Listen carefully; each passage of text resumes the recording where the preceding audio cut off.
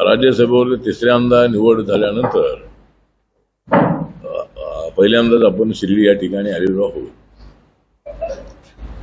आणि शिर्डीचा खासदार होण्याची माझी फार दूर इच्छा होती, परंतु मी आता सगळ्या महाराष्ट्राचा खासदार आहे आणि शिर्डीच्या बद्दल मला नक्कीच प्रेम आहे.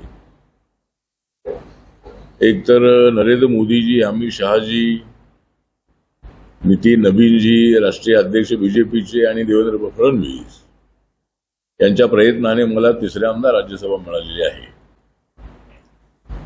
एक तर रिपब्लिकन पक्षाच्या इतिहासामध्ये 3 वेळेला लोकसभेचा खासदार आणि 3 वेळेला राज्यसभेचा खासदार अशी संधी कदाचित मला एकट्यालाच मिळालेली आहे.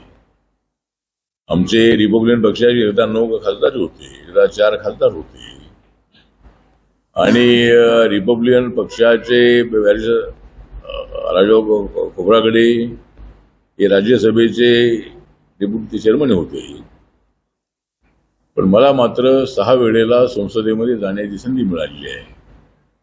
आणि त्याचं कारण हेच आहे की बाबासाहेब आंबेडकरांच्या मुव्हमेंटला गती देण्यासाठी मी सातत्यानं महाराष्ट्रामध्ये फिरलो. दलित पॅंथरची मुव्हमेंट खेड्यापाड्यामध्ये वाढवली. दलितांवरती होणारे अन्याय अत्याचाराच्या संबंधामध्ये भूमिका घेत असतानाच दलित आणि मराठा, दलित आणि सवर्ण यांना जोडण्याची बाबासाहेबांची भूमिका मी लोकांच्या समोर, लोकांच्या गावागावामध्ये मांडली आणि सर्व जाती धर्माच्या लोकांना एकत्र आणणारं बाबासाहेबांचं मिशन आहे. हा संदेश मी गावागावाच्या लोकांना दिलेला आहे आणि त्यामुळं आमच्या दलित पॅंथर ऑफ इंडियाच्या कालखंडामध्ये सुद्धा अनेक जातीचे, धर्माचे कार्यकर्ते माझ्यासोबत होते. आता पक्ष जो आहे तो पक्ष मला आता पुऱ्या देशामध्ये वाढवण्याची संधी मिळालेली आहे. काही लोकांना वाटत होतं कदाचित मला ही तिसऱ्यांदा राज्यसभा मिळणार नाही, पण नरेंद्र मोदीजी, अमित शहाजी यांनी तर निर्णय घेतलेलाच आहे. पण माझ्या राज्यसभेसाठी देवेंद्र फडणवीस यांचेही मोठे योगदान आहे. राज्यसभा मिळाल्यानंतर मी आता देशभर फिरणार आहे. बाबासाहेब आंबेडकरांच्या संविधानातला एकतेचा, अखंडतेचा, समतेचा संदेश मी साऱ्या देशातल्या अनेक राज्यामध्ये जाऊन मी हा प्रचार करणार आहे. त्याचबरोबर नरेंद्र मोदींचं जे व्हिजन आहे, सबका साथ सबका विकास, नरेंद्र मोदींचं व्हिजन आहे देशातली गरिबी हटवण्याचं. नरेंद्र मोदींचं व्हिजन आहे भारताचं नाव जगाच्या पाठीवर चर्चिलं गेलं पाहिजे आणि जगामध्ये भारताची चर्चा झाली पाहिजे, भारताची इकॉनॉमिक चर्चा झाली पाहिजे, भारताच्या डेव्हलपमेंटची चर्चा झाली पाहिजे. आणि त्याप्रमाणे नरेंद्र मोदीजी आता अत्यंत ऍक्टिव्हपणे देशाच्या प्रधानमंत्रीपदावर काम करत आहे. जगातल्या अनेक देशांच्या बरोबर त्यांचे संबंध अत्यंत चांगले आहेत.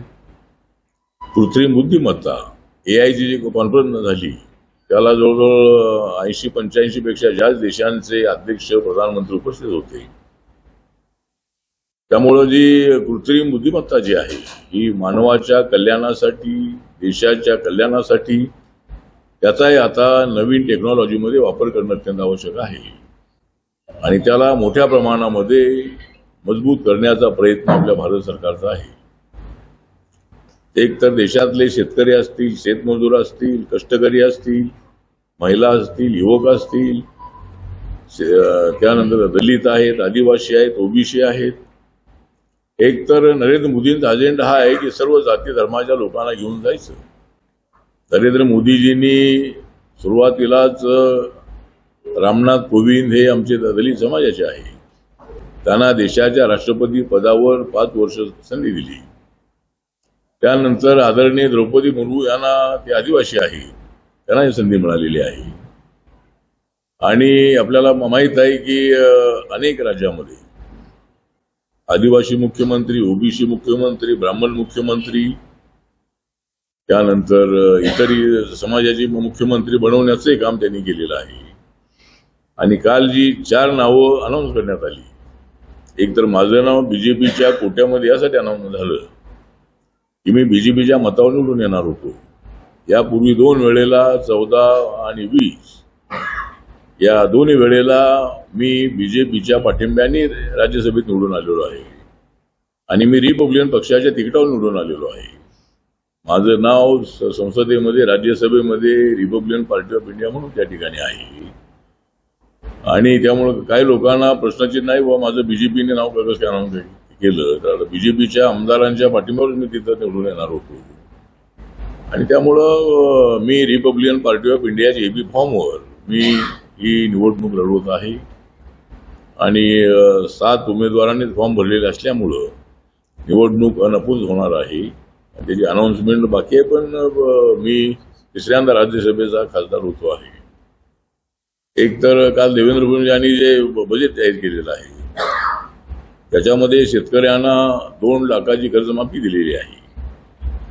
त्यानंतर जे शेतकरी नियमितपणे पैसे भरतात आपले बँकेचे, त्यांना 50,000 रुपयेही त्यांना मानधन दिलेलं आहे. आणि अत्यंत चांगल्या पद्धतीचा हा अर्थसंकल्प आहे. जवळजवळ 7 लाख कोटीपेक्षा जास्त हा अर्थसंकल्प आहे. आणि भारताचा नरेंद्र मोदी सरकारचा जो अर्थसंकल्प आहे हा 53 लाख करोडचा हा अर्थसंकल्प आहे 26-27चा. आणि माझ्या मंत्रालयाला दिल्लीमध्ये केंद्रामध्ये 1,98,000 कोटी शेड्यूल कास्ट कंपोनंट प्लॅनमध्ये मिळालेले आहे. आणि माझ्या मंत्रालयाला जवळजवळ 2,000 पेक्षा जास्त करोड रुपये मिळालेले आहे. आणि अशा पद्धतीनं आणि महाराष्ट्रामध्ये शेड्यूल कास्टसाठी 23,000 कोटी आहेत, ट्रायबलसाठी 21,000 कोटी रुपये आहेत. आणि अनेक डेव्हलपमेंटच्या मुद्द्यावर हा बजेट अत्यंत सामाजिक न्यायाचं, आर्थिक न्यायाचं आहे.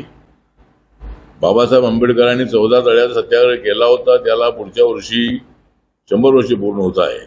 त्या निमित्तानंही महाडमध्ये असणाऱ्या त्या स्मारकाला भव्य दिव्याचं स्वरूप देण्याचा प्रयत्न राज्य सरकारचा आहे. आणि त्याची सुद्धा अनाऊन्समेंट काल करण्यात आलेली आहे बजेटमध्ये. अशा पद्धतीने बजेट जे आहे ते बजेट हे सर्व घटकांना न्याय देणारं बजेट आहे.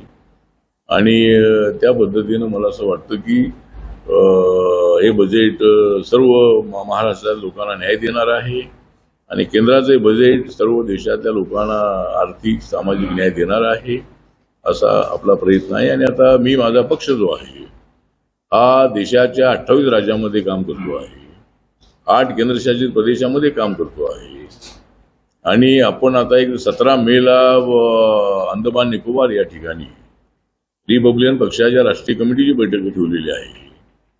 आणि माझा पक्ष आता सध्या 2 राज्यांमध्ये रेकग्नाइज आहे, पांडिचेरी, नागालँड आणि मणिपूर या ठिकाणी आपला पक्ष रेकग्नाइज आहे.